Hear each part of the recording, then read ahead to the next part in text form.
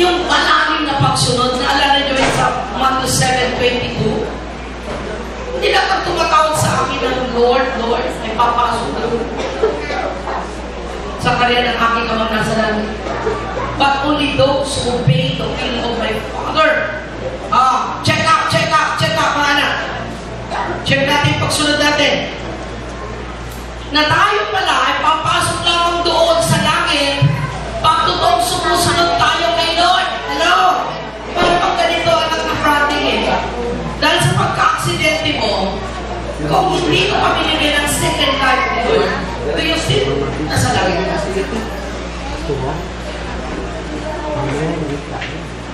Yan. Kaya ka pala binigyan. Kung may mag-aya sa'yo, anak, sampol kita, ha? Kung may mag-aya sa'yo, pre-branding. Sa namasa ka, di ba? Tabi tayo, pre. Ayan, tingin mo kaya. Pre, susubuhan ka ng demonyo. Pag-umalis ka na, ay ilagay pa ng demonyo, eh. Pre, tabi tayo, pre. May niluto akong kasusina, pre. Pre, nag-isip ka? Pero, huwag mo nang isipin kung sasama ka hindi. Isang salita lang, hindi na pre. Binago na ako ni Lord. Gagamitin ko ang buhay ko na binigay ng Panginoon ang pangalawang buhay para sa kapurihan ng Diyos. Sarado! Pagkakataon ang agok ng Pablo! Amen! Kahit sino kalaro lang ang alam ng Pablo, di ba? Para tayo makapasok sa langit. Number 2, level up your spiritual life by continuously loving people. If you love God, you can love one another. Maliban next scene na hindi mo mahal si Lord, si Stephen lang ang mahal mo. Magbabago isip ka. Pero alam niyo, pagkaunang mahal natin si Lord, lahat ng gagawin natin na ay maganda. Amen ba? Level up pag sinabing level up, itaas mo ang iyong spiritual life sa pagpapatuloy sa pagmamahal sa ibang tao. Lahat yan. Diba? Diba marinig? Welcome anak. Welcome. Saan ang pamilya mo? Nandyan. Okay, sige. Sige anak, kahit na buntis ka ulit. Lagi kasi. Amen ba? Huwag mo kakaya yan. Kaya kailangan ko na buntis ka. Kailangan pa ka na. Nabi siya tupo lang. Basta ka, gaganda na lang. Alam mo, that is love. Multiply. Sabi ng Diyos, di ba? Go and multiply. Amen? Kaya huwag ka mahiya. Maging masaya ka na. Maganda ka yung maibangan at mapakaawa. Walang anak eh, ikaw pa. Diba? Level up your spiritual life by continuously loving people. Doon sa verse 27 at 21 anak sa ating text. Sige, pakilagay mo nga na. If someone says, I love God, but hates a Christian brother or sister, that person is a liar. For if we don't love people, we can see, how can we love people or love God whom we cannot see? Kasi sinasabi nyo, mahal ko si Lord, Mama Bisha. Pag sinabi ko, ayaw kapatid mo, mahal mo ba yan? Eh, kulit-kulit niya, Mama Bisha, tinitisod niya ako kaya dito siya mamahal. Sino nga nila? Amen? Sabi dito, walang sinabi dito, if you love God, na hindi nyo nakikita, pwede nyo mahalin ang mga kapatiran na hindi natin, na nakikita natin, dahil mahal natin ang Diyos. Walang paimbabaw na pagmamahal. Ang pagmamahal na nililipad sa atin ng Diyos ay totoong pagmamahal. Kahit sino siya, mamahalin mo siya kasi tawagis na mo siya. Okay, verse 21. And He has given us this command. Those who love God must also love their Christian brothers and sisters. Mamahalin natin dito isa't isa. Alam niyo ba, saan tayo nang galing? Wala naman tayong pagmamahal nung nandun pa kayo sa kabila, di ba? Hindi naman natin mahal yung mga tao. Pag sinabi ng pare, magbatihan tayo mga kapatid. Peace be with you.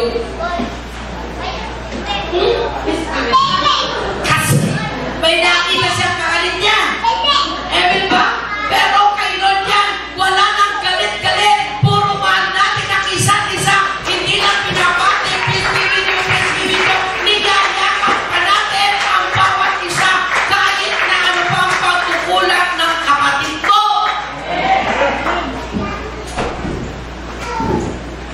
Magagawa natin ito na sinasabi. Tama? Wala sa hindi natin kahit gawin. Tama ba yun? Okay.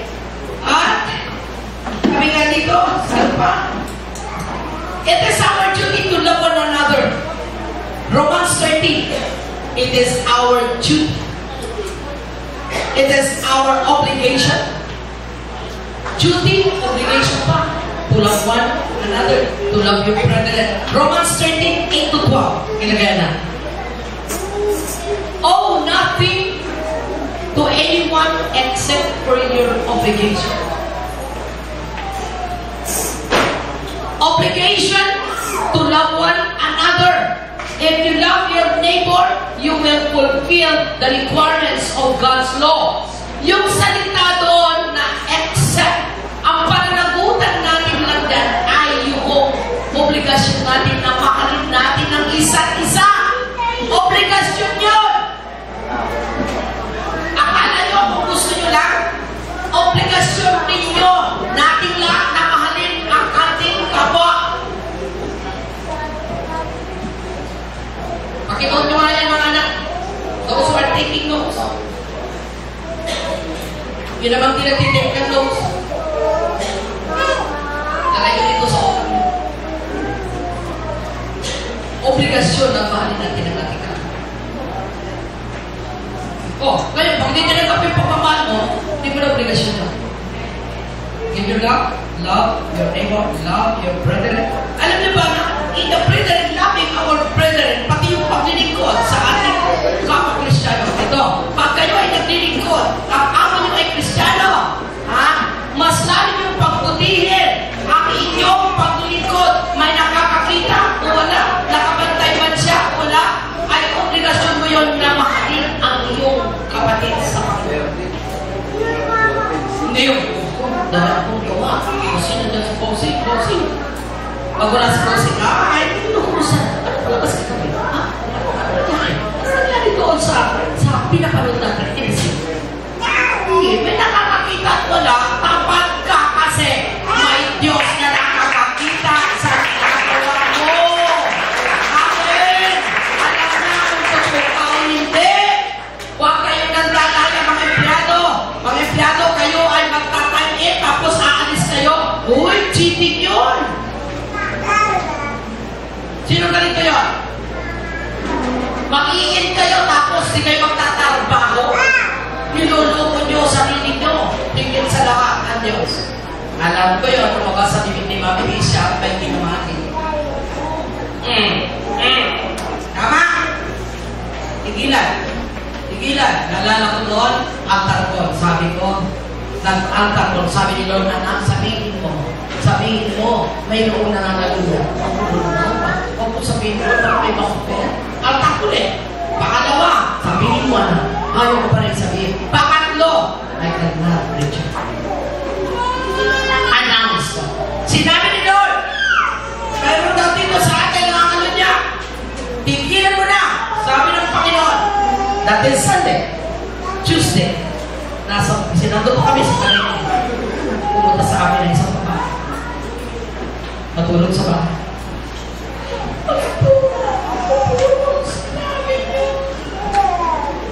Sinuwari mo sa Lord. Pag lumabas sa labi ni Mami Misha, may tingin. Hindi mo na kailangan tanongin sino ka man. Tigilan mo na. Maging tapat ka kay Lord. Kung ikaw magtatrabaho ka na 8 oras, dahil pinabayaran ka sa 8 oras. Ikaw pinabayaran na ikaw tatrabaho. Tara? Alam ko yun, may tinamaan dito eh. Tinamaan katabi mo. Kung tinamaan siya. Tigilan na yan, ha? Tigilan na, mga anak. Kung magtrabaho kayo, lumuswito kayo, dahil yun ang bayad sa mga. Tama. Kaya si June, nag-iwanan ko yan. Tama, June?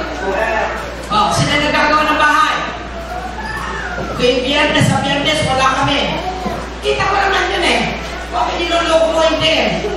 Diba? Ay tayo, mga Kristiyan na tayo, kung natin kami hindi tama. Kung magtrabaho tayo, magtrabaho ng tama, oras, huwag kang mag-eat na walang aron. Dahil may chance ganyan. 2 Corinthians 5:10 na isusulit natin sa tama? Okay. Growth in love is a must so that we can love even the unlovable. Kailangan natin lumugo sa pag-ibig para mamalin mo kahit hindi nagkatapat na. Doon sa verse 11 ng ating text. Dear friends, since God loves us that much, we surely ought to love each other. Ano nung pa tayo, di ba? Ought to love one another. Understanding with love with one another. Ephesians 4:1-6. We have only one faith. Isa lang tayo. Sige na. Ephesians. Therefore, I a prisoner for serving the Lord, beg you to live a life worthy of your calling, for you have been called by God. Tinawag tayo lahat ng Diyos. Tinawag tayo para iligtas, hindi tayo tinawag para i-judge. Para tayo ilagay sa impyerno. Sige na. Always be humble and gentle. Be patient with each other. Making allowance for each other's faults because of your love. Yung pagpapatawad, yung pagpapakumbaba, ito ang napakailang gawin ng tao. Kahit ang Kristiyano nga, ang hirap magpakumbaba. Kung totoo tayo dinurog ng Diyos. Ay kayo sa akin mga na. Sometimes mahirap tanggapin ng mga Kristiyano may pride. Hindi bali may pride ng mga unbelievers, okay lang, they don't know the truth. But we know the truth. We know how to humble ourselves. Hindi ka mamamatay. Kung magpakumbaba ka, mas mamamatay ka kung hindi ka marunong magpakumbaba. Ano yung mamamatay spiritual life mo? Kasi si Lord siya mismo ang nagpakumbaba. Philippians 2 na mabakat sa Diyos ay pinagpilit na kapantay ng Diyos. Hinubad niya ang kanyang pagka-Diyos para iligtas tayo. He gave us a good example. So Christians must know how to humble ourselves. Palakpakan nyo nga sa lahat.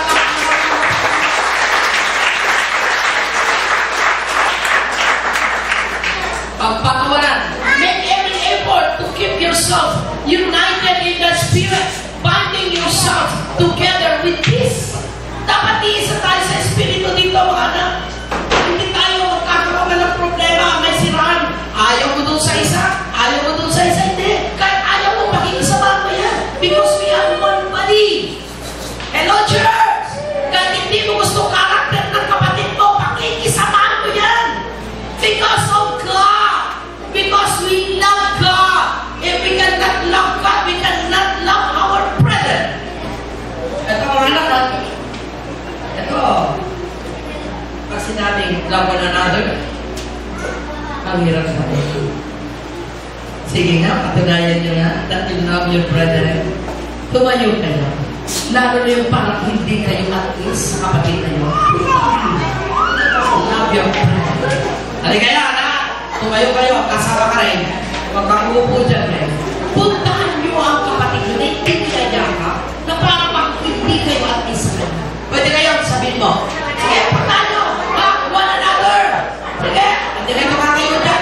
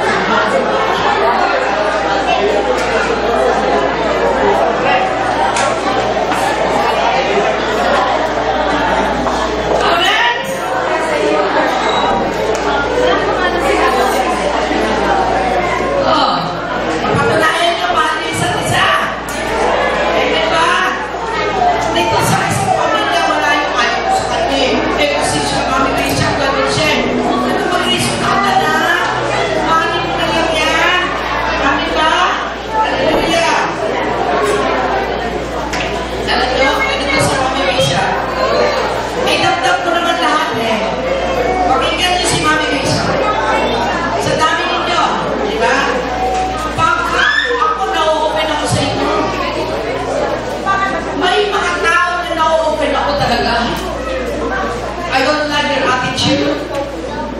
I don't like you. Baka sa bishop, nasa puso ko yun. Lord, I forgive you. Turuan mo ako, Panginoon, ang madama ko sa hindi ko na kailangan sabihin sino yun. Kanino ako na-offend. But Mami Bishop also offended. Tao ako. Hindi ako.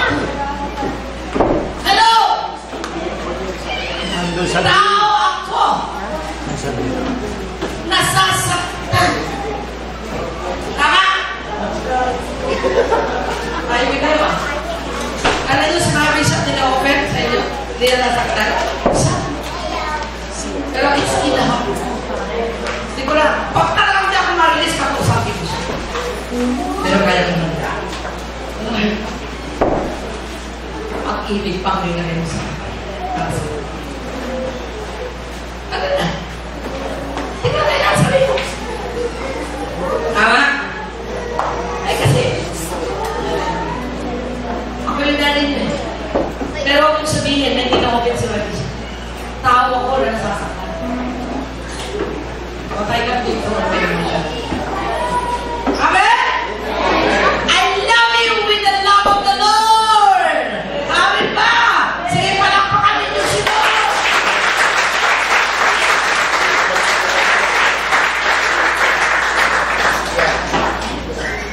Hallelujah. Praise God. And number 4, verse 4. Ito, parang ko natin yung verse 4. For there is one body, one spirit. Tandaan nyo ito. May ibig sabihin ito. There is one body, isa lang ang katawan. Pag isa lang ang katawan ni Kristo. Pag tayo nakakasakitan naman, nasasaktan na natin ang katawan ni Kristo. Pag tayo ay nakaaway-away, nasasaktan ang katawan ni Kristo. Tama? Tama ba? May kausap ako? Pero pag tayo nagmamahalan, tuwan-tuwa ang Panginoong Yeso Cristo kasi nagmamahalan tayo. Amen? That's us. You have been good to one glorious hope for the future. Tinawag tayo sa isang pag-asa. Isang pag-asa. At yun si Cristo. Diba? Verse 5. There is one Lord, one faith, and one baptism. E dapat talaga tayo magkakita sa bawat isa. Hallelujah. And verse 6. Verse 6. And one God, and one Father, and who is over all, and all, and living through all. Yan ay si Kristo. Nakikisa sa akin. And number 3. Last point. Last point is what? Level up our spiritual life by following Christ. Taas natin yung spiritual life natin sa pagsunod. Pag sinusunod natin si Lord, ang sarap ng sinusunod natin. Ang lungkot pag hindi natin sinusunod natin. So level up our spiritual life by following Christ. Hallelujah. By living like Christ, imitate God. Ephesians 5:1. Tayo lahat ay imitating Christ. Hindi pwede natin imitate natin ay ang diablo. Gagayahin natin ay si Kristo. Gagayahin natin ang buhay ng Diyos na buhay. Imitate God, therefore, in everything you do, because you are His dear children. Sabi niya, imitate God in everything we do. Lahat ng gawin natin, gayahin natin si Jesus. Kahapon, kinagawa ang pagkasinan. Kasi sa pagkasinan, yung bang salita, ang nalasik ka. Sa kanila, parang biro, pero mura yun. Sabi ko, kayo magsasabi na ganun, dahil mura yun. Lasik ang bigyan.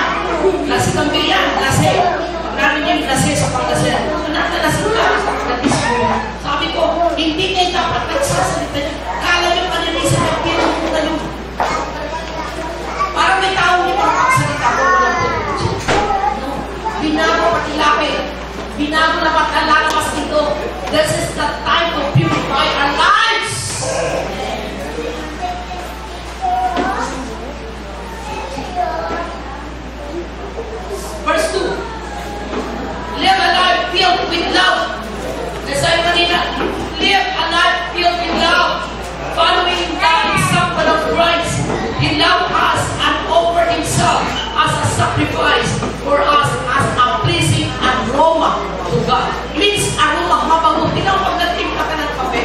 Ay bilang. Dalawa ako ng kape. May mabangong aroma. Yun ang gusto ng Lord. Alam niyo ba, nakatuway natin kung ang tamang ginagawa natin. We have a life that pleasing aroma. Mabango. Diba? Diba, Ernie? Mabango. Pleasing aroma. Yun ang gustong makita ni Lord sa atin. Pag magsalita ng tinitay mo, because lahat ng salita, we pray to the Lord. Amen? Diba? Level up filled with love, following the example of Christ. And loving one another is one way of following Christ. Hindi natin pwedeng sumusunod tayo, hindi natin minamahal.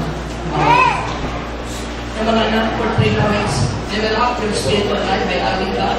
Level up your spiritual life by loving people. Level up your spiritual life by following Christ. Hello? Magsinusunod natin sila. Lahat ng gagawin natin para sa atin. May conclusion. 3 things will last forever. Faith, hope, love, and the greatest of this is love. Pananampalataya, pag-asa, at pag-ibig. Mahalaga yung mga bagay nito, pero ang pinagmatuloy kung walang love, turuan natin mga dapat sa nila at pumikit ka and say to God, let's be your good love.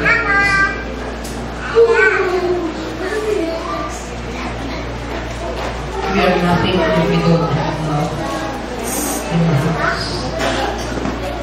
Sabi ng Kristo ng tatay, ang binasa nila, kahit bigay natin ang buong sa Diyos,